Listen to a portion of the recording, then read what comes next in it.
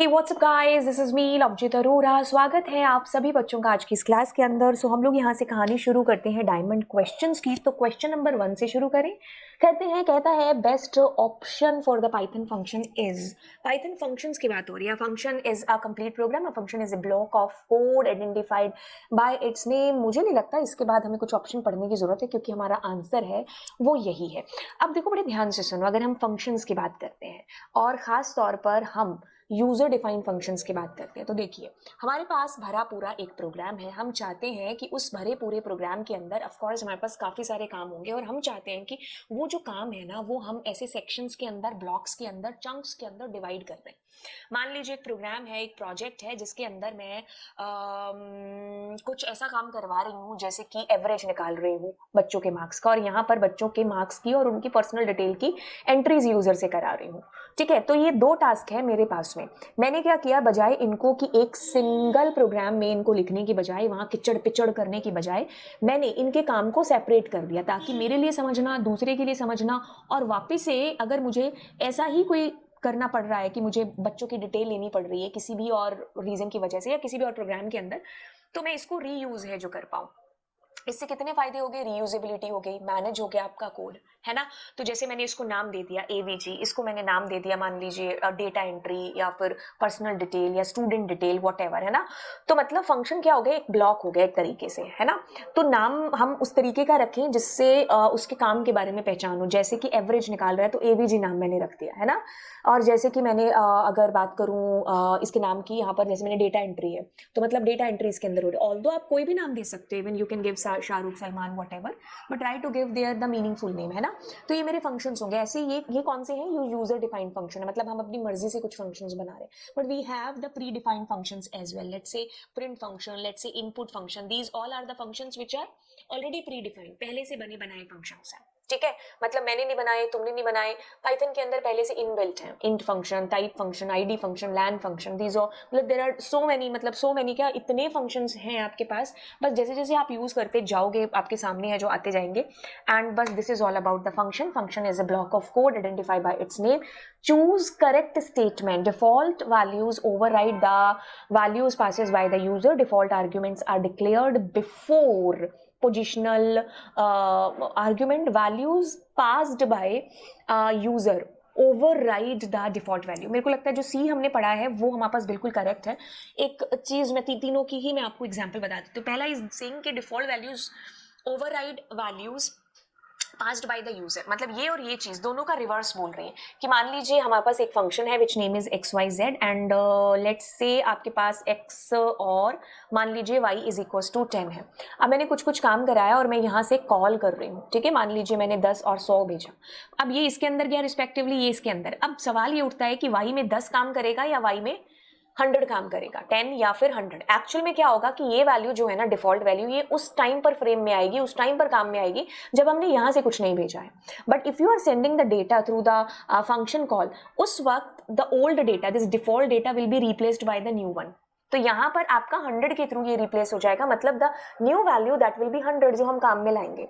अब दूसरी लाइन कहती है कि डिफॉल्ट डिक्लेयर्ड बिफोर, कतई नहीं, बिल्कुल भी नहीं। आप हमेशा जो डिफॉल्ट है ना उनको पीछे ही रखेंगे, पहले पोजिशनल या फिर रिक्वायर्ड आएंगे आपके। ठीक है, अब ये कहता है कि आपके पास एक फंक्शन है, अब आपको उसका आउटपुट है जो बताना है। ध्यान से सुनिए, this is called the function call, जो कि अंदर हुई है। अब ऑफ कोर्स क्योंकि प्रिंट में लगा रहे हैं तो फंक्शन कुछ ना कुछ रिटर्न तो कर ही रहा होगा। अब आपने रिस्पेक्टिवली वैल्यूज हैं जो इनके अंदर भेज दी। ठीक है, तो जैसे जैसे जो वैल्यूज है, x के अंदर 10 है, y के अंदर आपके पास 5 है। अब ये वैल्यूज हैं आपके पास। आपने कहा x बराबर नहीं है y के, जो कि बिल्कुल एक सही बात है।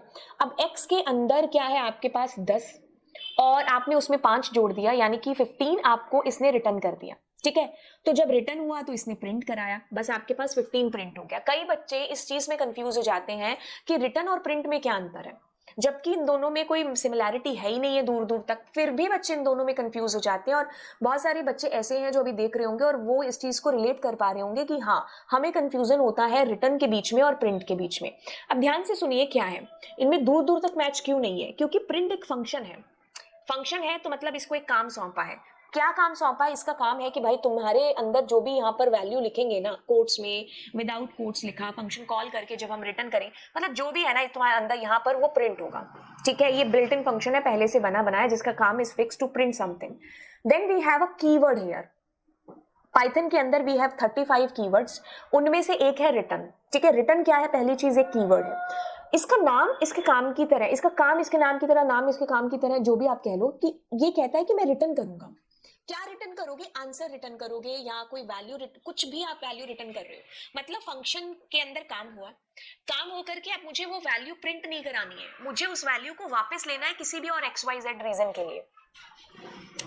तो अब क्या होगा? वो जो वैल्यू वापस आई, यहां पर आप उसको प्रिंट करा रहे हो। अगर मुझे यहां प्रिंट ना करा के कुछ उसके अंदर 10-15 जोड़ना होता तो, है ना, तो कुछ भी मुझे उस वैल्यू से काम है जो हो सकता है। I don't want to print my value here in functions body, I just want कि काम हो और मुझे वो वैल्यू वापस दे दे, ठीक है। मतलब मैंने किसी के घर राशन पानी भेजा, मैंने खाना बना करके मुझे वापस दे दो। अब मैं उस खाने को खाऊं, किसी और को खिलाऊं, ना खाऊं, ये मेरी मर्जी है। तो मैंने क्या किया? वैल्यूज दी या नहीं भी दी, कोई दिक्कत नहीं है, वहां से सामान बन करके आया, मतलब आउटपुट आया आपके पास में। अब आप उसके साथ कुछ भी करो। रिटर्न इज समथिंग लाइक, ये वो खिलाड़ी है जो आपको कैच पकड़ा रहे हैं, और रिसीव कौन करेगा? कैच, जहां से फंक्शन कॉल हुई है, ठीक है। बस ये चीज आपको समझनी है। प्रिंट का काम है प्रिंट कराना। अब आप उसमें कुछ भी डालोगे तो वो प्रिंट होगा। रिटर्न प्रिंट नहीं कराता है, रिटर्न इज जस्ट आपको कैच करा रहा है कि भाई पकड़ो, ये तुम्हारा आंसर है। अब अगला क्वेश्चन है, बड़ा है लेकिन बहुत इजी है, बहुत इजी है ये। कहता है कि which message will never be printed, never be printed. तो चलिए देख लेते हैं। आपके पास में ये क्या है? ये फंक्शन कॉल है, इसमें कुछ वैल्यूज रखी हुई है, आपने यहां पर वो वैल्यूज को भेजा है। अब सबसे पहले आप देखो कि क्या आएगा, घबराना नहीं है, बस एक एक करके आउटपुट देखना। सबसे पहले क्या आएगा आपके पास में? कैपिटल C आएगा। आप कह रहे हो कि क्या वो अल्फा है? तो यस, वो अल्फा है, अल्फा है ना, अल्फाबेट, यस। तो आपके पास अल्फाबेट प्रिंट हो गया। आपके पास L आया, A आया, S आया, तो हर किसी केस में आपके पास ये अल्फा वाला चलेगा। सुपर्ब।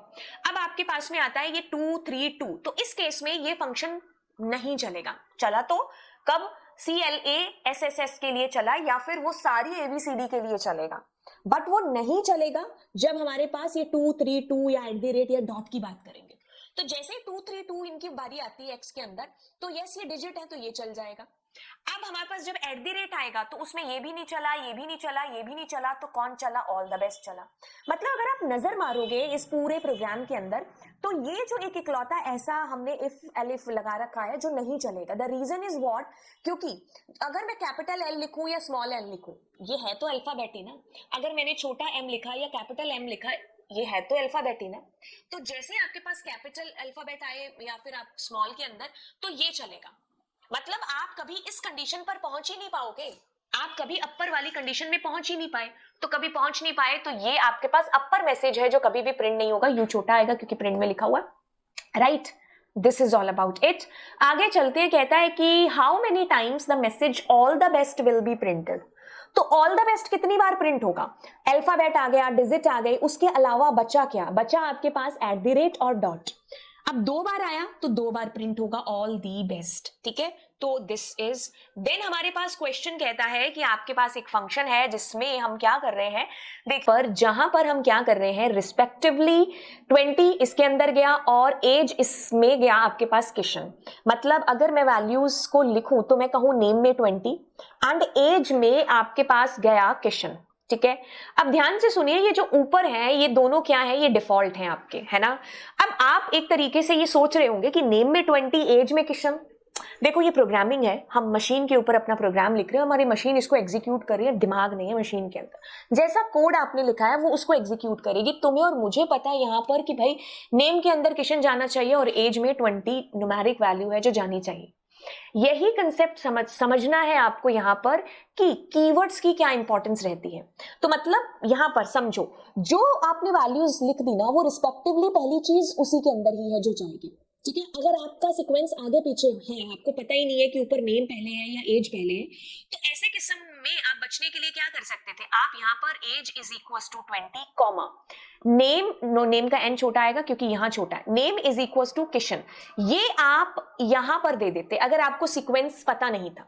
आगे पीछे था। लेकिन अगर आप कुछ भी लिखते हो, मतलब अगर आपने ये नहीं लिखा है तो वो जान जाएगा तो सीक्वेंस वाइज ही, उसमें इतनी खुद में अकल नहीं है कि वो इधर वैल्यू चली जाए, ठीक है। तो ऐसा नहीं है कि आपका नेम में किशन जाएगा और इसमें as per this programme name में 20, किशन में यही गया और वही चीज आपको रिटर्न हुई। रिटर्न एज यानी कि किशन, नेम यानी कि 20। तो जो आपको रिटर्न हुआ, अब मल्टीपल वैल्यूज रिटर्न हो रही हैं तो मल्टीपल वैल्यू रिटर्न होंगी आपको ट्यूपल की फॉर्म में। तो किशन कॉमा 20 रिटर्न हुआ। अब ये 0 है, ये 1 है, तो अब आप कह रहे हो कि 1 नंबर वैल्यू क्या है आपके पास में, विच इज 20। तो लाइक दिस प्रिंट हो गया। मैं दोबारा से बता दूं, ये क्या है, ये आपके पास ट्यूपल है, आपके पास किशन कॉमा 20 था यहां, ये कैच कराया आपने इसको, ठीक है। तो अब टी के अंदर क्या है आपके पास, टी के अंदर ये किशन और 20 है। अब उसका 1 नंबर क्या है, ये है। अगर मैं -1 पूछती तो भी ये होता, क्योंकि नेगेटिव और पॉजिटिव इंडेक्सिंग होती है। अब अगला क्वेश्चन कहता है आपके पास में, कहता है अब आप क्या कर रहे हो, आपने नेम में किशन को भेज दिया, ठीक है, नेम में आपने किशन भेज दिया, एज में आपने 20 भेज दिया। अब आप एक लिस्ट को रिटर्न कर रहे हो, कोई दिक्कत नहीं है, आप list, dictionary, tuple, string, integer, float, none value, जो भी है आप डेटा रिटर्न कर सकते हो, इसके अंदर कोई रिस्ट्रिक्शंस नहीं है। कहता है कि मैं बॉल आएगी तो बॉल को कैच पकड़ा दूंगा, मेरे पास बॉटल आएगी तो बॉटल को, कुछ भी होगा मेरे को कैच ही पकड़ाना है ना। तो अब इसका टाइप क्या है, आपने अगर जोमेटो से टमाटो ऑर्डर किए हैं तो घर आके वो है ना पटैटो नहीं बन जाएंगे। तो वही चीज है, अगर आपके पास लिस्ट आई है रिटर्न में तो लिस्ट ही टाइप में आएगा, है ना। अच्छा, अगला क्वेश्चन आपको कहता है यहाँ पर कि आप क्या कर रहे हो। सबसे पहले तो ये क्वेश्चन हम पहले कर चुके हैं, ये बता दूं, कई बच्चे होंगे डायमंड सीरीज के अंदर, वो कह रहे होंगे और ये मैम क्वेश्चन रिपीट हो गया, कोई गल नहीं करके यहाँ पर और है जो हम इसको समझ लेंगे। अब देखो क्या चीज है, आपके पास फंक्शन कॉल हो रहा है यहाँ पर। एक चीज बताऊं, 2 टाइम्स हमारे पास फंक्शन कॉल हो रहा है, मतलब ऐसे फंक्शन कॉल हुआ, फिर ये हमारे पास साइन है पाइप का, और फिर उसके बाद एक बार और फंक्शन कॉल हो रहा है। तो जब हम फंक्शन यहाँ पर कॉल कर रहे हैं तो we are sending a number, ठीक है, ये मेरा मोबाइल नंबर नहीं है, किसी और का भी होगा, ऐसे मिला मिलू मत देना, ठीक है, कुछ भी रैंडमली लिखा हुआ है। ओके, सो यहाँ पर आपके पास ये वैल्यू रिसीव हुई और कंट्री के अंदर कुछ कुछ आपके पास क्या है, इंडिया है। अब एक डिक्शनरी आपने बना रखी है जिसकी कीज में कंट्री है और जिसकी वैल्यू में उनके पिन कोड्स हैं। अब क्या कहता है कि अगर वो कंट्री इसमें से मैच नहीं करती है, ऑल्दो हमारे पास इंडिया मैच करता है, स्पेलिंग भी पूरी INDIA है, कैपिटल वर्ड सब सही है, अगर मैच नहीं करता होता तो आंसर आता country is not supported. But क्योंकि तो हमारे पास मतलब है कंट्री उसके अंदर, तो हम इस खेत में तो जाएंगे ही नहीं, ठीक है, मतलब यहां पर तो हमारा कोई लेना देना ही नहीं है। हम आए सीधा यहां पर, and return is the last statement of your program. जहां पर भी आपने रिटर्न से हिट किया, दैट मींस आप फंक्शन की बॉडी के बाहर भाग जाएंगे रिटर्न के बाद। अब आपके पास क्या होगा, कंट्री कोड आपके पास आया यहाँ पर, कंट्री कोड विच इज 91, ठीक है। तो आपके पास क्या प्रिंट हुआ, 91 प्रिंट हो गया, है ना। उसके बाद फोन नंबर पूरा का पूरा जो आपने भेजा था वो प्रिंट हो गया। अच्छा, अब उसके बाद पाइप का साइन आएगा, साइन आएगा, देन आप यहां पर एक तो ये और दूसरा ये भेज रहे हो। तो यानी कि इस बार अगर हम कहें कि यूनाइटेड स्टेट हमने भेजा है तो उसका जो कोड नंबर है विच इज दिस 1, तो आपके पास +1 एंड इट्स फोन नंबर। तो आई थिंक बी आपके पास में बिल्कुल सही है, क्योंकि पहले बार कॉल से ही पता चल गया था। अब अगली बार जब हम चलते हैं तो अगली बार आपको यहां पर कहा जाता है कि आप फिर से फंक्शन वही कॉल कर रहे हो। तो यहां पर वो बड़ा सा फोन नंबर गया, इंडिया गया, एंड इंडिया में 91, ये मैच यहां पर ये तो नहीं चलेगा। तो आपके पास +91 एंड देन आपके पास पूरा का पूरा phone number, then pipe sign, फिर आपने सेम वैल्यू भेजी है। बट इसमें एक दिक्कत नहीं है, इसमें एक मतलब चेंज है, दैट इज व्हाट यहाँ मेरे पीछे चुप गया होगा, इसमें n% साइन है। तो यहाँ पर इसको सही करना चाहिए मुझे कि इसमें n% साइन है जो बेसिकली आएगा। लेट मी करेक्ट इट, ठीक है, तो मैंने एंड लगा दिया यहाँ पर, ठीक है, rest was the same. Okay, so this is all about it. अभी मेरे को इसको भी सही करना पड़ेगा।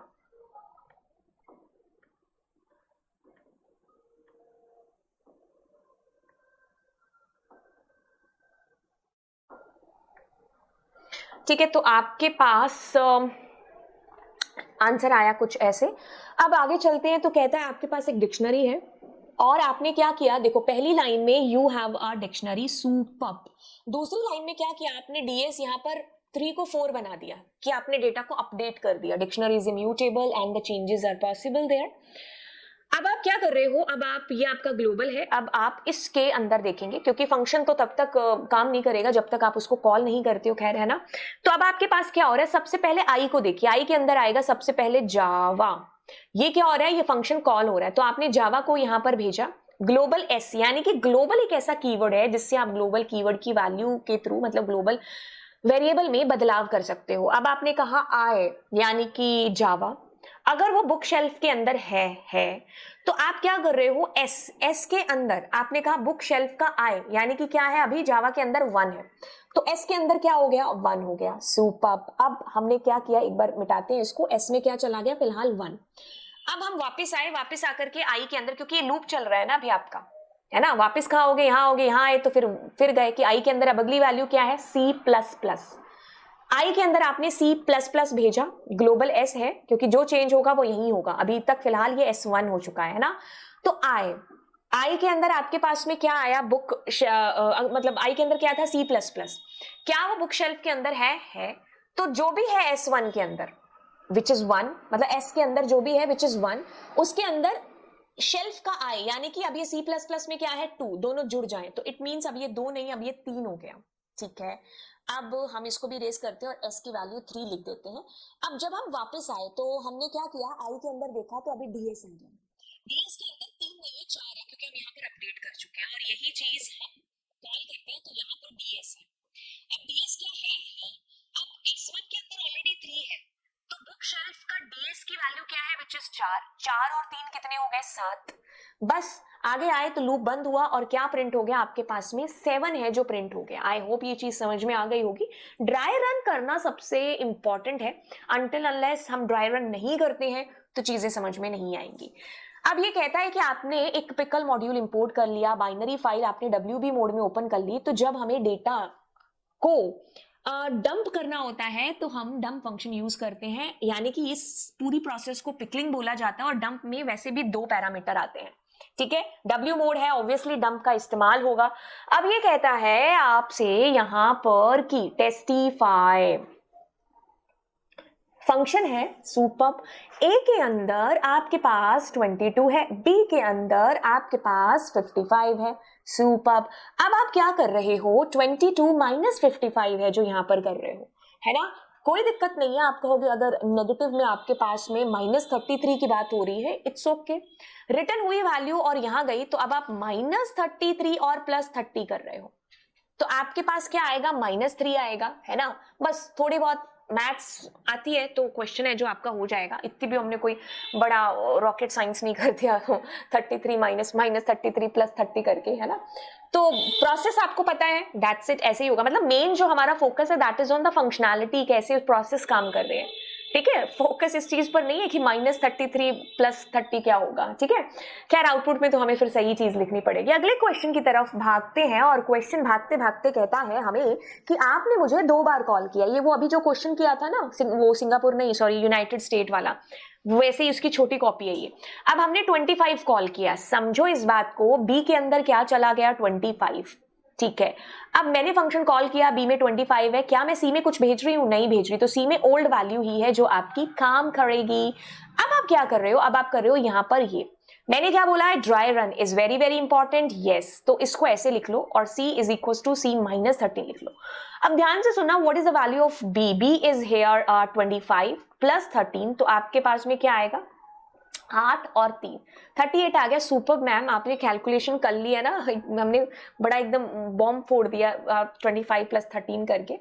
अच्छा, अब अगली बार जाते हैं। अगली बार कहता है यहाँ पर आपके पास सी इज वैल्यू, वापस 21 करेंगे और -13 करेंगे, यानी कि हम 8 और बस 8 की बात कर रहे हैं, है ना। तो यस, हमारे पास सी में क्या है 8 और बी में क्या है 38, मतलब मैं यहाँ लिख लूँ, शायद ये मेरे पीछे छुप गया होगा, ठीक है। तो ये हमने न्यू वैल्यूज हैं जो इनकी लिख ली। अब अगली बार हम लोग जाएंगे और अगले वाले को कॉल है जो करेंगे, विच इज, अच्छा, अगले वाले को कॉल कैसे कर लेंगे, अभी तो हमने b + c को जोड़ना है, तो 8 8 16 10 1 4 46 हो गया।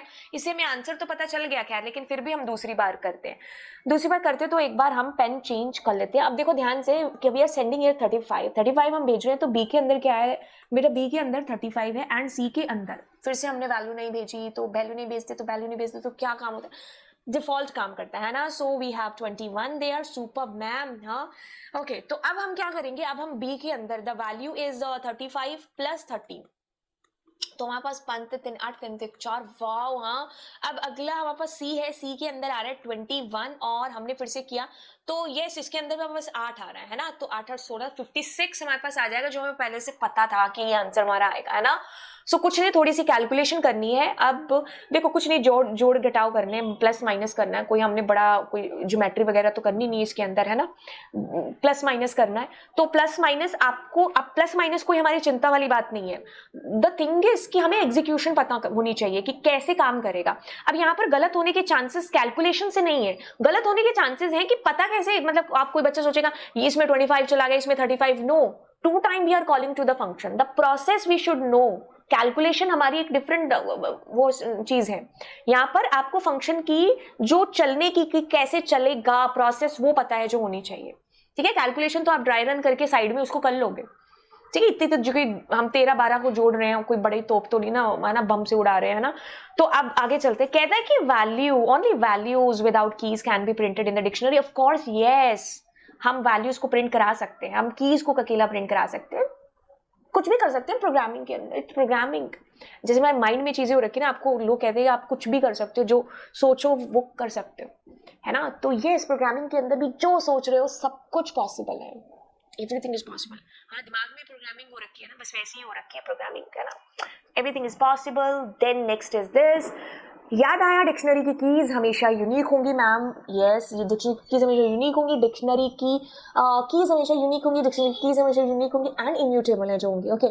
सो हमारे पास एप्पल नहीं, अभी हमारे पास अनार है. एक्चुअली में इसको, चलो इसको करके देखते. देखो सबसे पहले आपने कहा कि ma'am the keys will be unique and the keys will be immutable. That means we can not change the keys and we can the keys that will be always unique. Super. We have apple A के अंदर, है ना. एक Newton के पास था, एक ए के पास है. लेकिन अब क्या हुआ, उसको रिप्लेस कर दिया कीवी ने. मतलब द न्यू वैल्यू जो भी आई है वो रिप्लेस कर देगी द प्रीवियस वन को. बट फिर हमने क्या किया, अब कीवी को भी ना छोड़ के हमने इसमें अनार डाल दिया. ठीक है. क्या फर्क पड़ता है, आप अनार डालो कीवी डालो, की तो एक ही रहेगी. तो पूछ रहा है लेंथ कितनी है, 1 2 एंड 3. अगले वाले एक को काउंट नहीं करेंगे बिकॉज की इज ऑलवेज यूनिक. ओके. कहता है आगे वाली चीज में, इसमें फिर से कीवी, इसमें फिर से अनार आया. तो आपसे आउटपुट पूछा है तो अनार बनाना कैट जहां लिखा है वो आउटपुट है.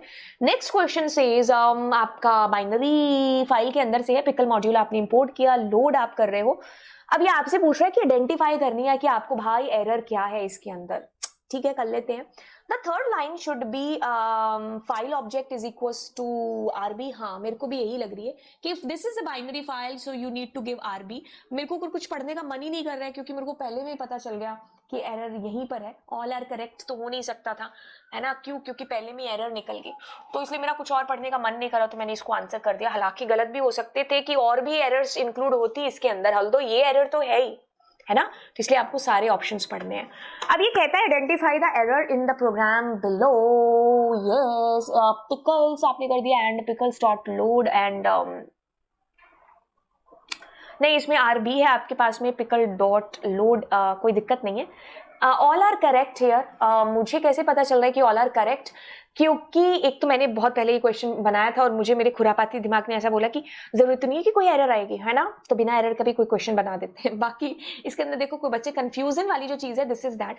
अब देखो एज के अंदर आप शाहरुख, सलमान, नवजीत, आप कुछ भी नाम है जो दे सकते हो. तो पिकल्स आना कोई गुनाह नहीं हो गया, आप इसमें कोई भी नाम दे सकते थे, है ना. तो एज कीवर्ड के through we can give the nickname to the module, right. जैसे import pandas as PD, import maths as M, आप कोई भी नाम दे सकते हो एज कीवर्ड के बाद में. आई थिंक आप लोगों ने सीक्वल में इसको यूज है जो किया होगा. ओके. अगला क्वेश्चन कहता है कि what will be the output of the following programme. Message and कुछ वैल्यू है. ये सीबीएसई का प्रोग्राम एक्चुअली है, सीबीएसई के किसी पेपर के अंदर ही आया था. आई गेस जहां तक मुझे याद आ रहा है ये टर्म 1 का पेपर था 2021 में और 20 दिसंबर को हुआ था. उसका ये क्वेश्चन है जहां तक मेरे आ रहा हो सकता है मैं गलत भी हो रही हूँ ना, इतने बैच पढ़ा लिए अभी, है ना. हाँ बुड्ढे भी हो रहे हैं ना, तो ऐसे हो सकता है मैं गलत हूँ, बट येस जहां तक मुझे लग रहा है ये वही क्वेश्चन, उसी का है। तो कहता है कि माय फेवरेट मूवी टिक टिक टिक टिक टिक टिक। अब आपको एरर बतानी है, ध्यान से सुनना। कैसे ध्यान से? मेरे बच्चे, डबल कोट्स के अंदर आप अगर कुछ भी लिखते हैं तो आप इसमें ज्यादा से ज्यादा सिंगल कोट डाल सकते हैं। जैसे मैंने कहा माय नेम इज लवजीत को मैं हाईलाइट करना चाहती हूँ, तो I can give there single quote. If outside there are double quotes, so inside we need to give single quote. अगर बाहर वाला इज इन सिंगल कोट तो I can give double quotes inside. तो इसमें दिक्कत क्या है कि बाहर भी डबल कोट्स है, अंदर भी डबल कोट्स है। This is the error and पता चल गया। Super. What will be the output of the following? ये भी उसी क्वेश्चन पेपर का है, उसमें डब्बे से बन बन करके आया था ये क्वेश्चन। कहता है कि फाइंड करो इसको। मैं क्या, ठीक है यार फाइंड। देखो सुनो, दो फंक्शन है, पहला है फाइंड और दूसरा है इंडेक्स। दोनों का काम ना लमसम सेम सा है। इंडेक्स हमारा लिस्ट के साथ, ट्यूपल के साथ और स्ट्रिंग के साथ काम कर लेता है, लेकिन जो फाइंड है ना वो सिर्फ स्ट्रिंग के साथ काम करता है क्योंकि वो स्ट्रिंग का फंक्शन है। ठीक है, मतलब कि ये मैं स्प्राइट की बोतल का ये ढक्कन है, ये कोका कोला पे भी लग जाएगा। खैर ये कोका कोला का ही है ना, तो कोका कोला पे भी लग जाएगा, पेप्सी पे भी लग जाएगा, सब पे है ना। हाँ, लेकिन ये वाली बोतल है, इसका ढक्कन नहीं लगेगा। ठीक है, तो ये ढक्कन ढक्कन है लेकिन काम एक से ही कर रहे हैं, लेकिन अलग अलग ढक्कन है ना। एक फाइंड है और एक क्या है आपका इंडेक्स। ठीक है, तो आपको समझना है कि भाई इंडेक्स और फाइंड फंक्शन 90% सेम है। इंडेक्स आपका सबके साथ काम में आ जाता है कि आप लिस्ट, ट्यूपल, स्ट्रिंग के साथ काम ले सकते हो, बट फाइंड जो है that is only belongs to string. और दूसरी चीज ये है कि अगर इंडेक्स में जो वैल्यू आपने डाली और वो नहीं मिली तो उसमें एरर आ जाती है। अब कौन सी एरर आती है नीचे कमेंट सेक्शन में बताइएगा मुझे। अब आप क्या करते हो, आपने कहा 0 1 2 3 4 5 6 7 8 9 10 11। ठीक है, तो आपके पास एक्स में क्या आता है? आपके पास एक सेकेंड,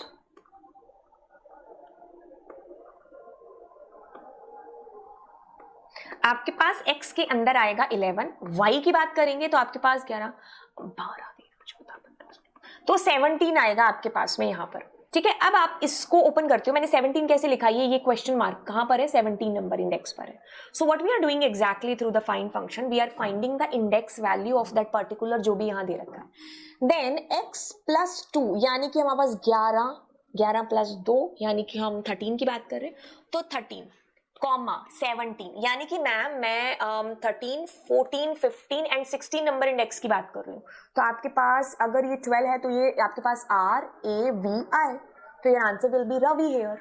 उन वैल्यूज को देना है ना, और जो भी यहाँ रखते हैं उससे तो एक कम तक चलते हैं, तो इसलिए 17 को इंक्लूड नहीं करने का boss. This is the last question of this class and the question says we are calling to our change values function two time. So we have the function which is 6 and 6 आपके पास Q के अंदर आ गया। ठीक है, अब आपने global P किया and Q की वैल्यू इज 5। ओके सुपर, कोई दिक्कत नहीं है। क्या ऐसा हो सकता है? हाँ हो सकता है, क्योंकि देखो P और Q ना दिखने में थोड़ा थोड़ा सेम सा लगते हैं। पेपर की इतनी टेंशन होती है कि सच में सेम लगने लग जाते हैं, जैसे अब मुझे लग रहे हैं। खैर मुझे टेंशन नहीं है पेपर की, बट फिर भी मुझे सेम से लगे। चलो अब देखो Q के अंदर हमारे पास 6 है, this is global P। Q के अंदर हमने वैल्यू चेंज कर दिया, the new value in the Q that is 5। अब P के अंदर देखो, P के अंदर देखो, ये ग्लोबल है, ये ग्लोबल है, बट दिस इज लोकल। ये लोकल है अंदर वाला, क्योंकि ग्लोबल नहीं करोगे तब तक काम नहीं कर, मतलब तब तक ग्लोबल नहीं मानेगा अपने आप को। तो P के अंदर क्या है आपके पास? फिलहाल inside P we have 1, Q के अंदर वी हैव ये, तो 6 हो गया। तो मतलब मैं यहाँ लिख दूं P की वैल्यू इज 6। ठीक है मैम, आप लिख दो। तो अब आपको रिटर्न क्या हुआ? रिटर्न आपको हुआ 6। यहाँ पर आपको 6 रिटर्न हो गया। सुपर। अब आप यहाँ से फिर से कॉल कर रहे हो, तो आपने क्या किया? Q के अंदर 1 भेजा। अब आपके पास ग्लोबल एंड Q की वैल्यू फिर से आपने 5 कर दी। Then P is equals to P plus Q। What is P this time? This time P is 6। Why and how, क्योंकि लास्ट टाइम कॉल करके हमने ग्लोबल के थ्रू वैल्यू को चेंज किया था। Q की वैल्यू इज 5, तो आपके पास P के अंदर क्या है? 11। तो 6 एंड 11 जहां लिखा है वही आपका आंसर है। तो this is all about it. I hope आपको आज की क्लास बहुत बढ़िया तरीके से समझ में आ गई होगी। अगर ऐसी बात है तो नीचे कमेंट सेक्शन में मुझे बताइए। एंड यस, तो चलिए फिर मिलते हैं आपको अगली क्लास के अंदर। एंड कल से हम लोग लाइव भी है जो आ रहे हैं, कल 11 तारीख है, तो यस हम लाइव है जो आएंगे। एंड सिलेबस स्टार्ट करेंगे और चैनल पर 15 to 20 मिनट्स की एक सीरीज स्टार्ट हो रही है, मतलब 5 to 15 मिनट्स की, जिसमें मैं आपको छोटे छोटे में बहुत सारे टॉपिक हैं जो इंपॉर्टेंट कराऊंगी। आपको ये सीरीज़ कैसी लग रही है इसके लिए आप नीचे कमेंट सेक्शन में बताइए और ज़्यादा से ज़्यादा दोस्तों के साथ आप इसको शेयर करिए। Bye bye all.